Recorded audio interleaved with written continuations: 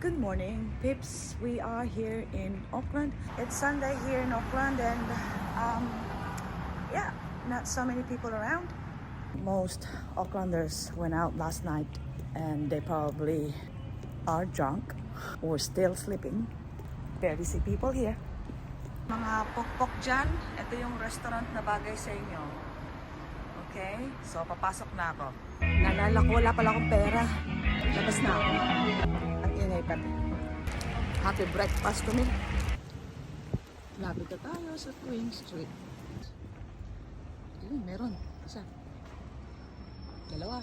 Ang daming bus, walang sakay. Ang daming Asian. Pero Asian na naman.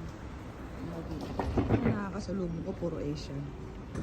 Hina ako. Ayan na yung tower, guys.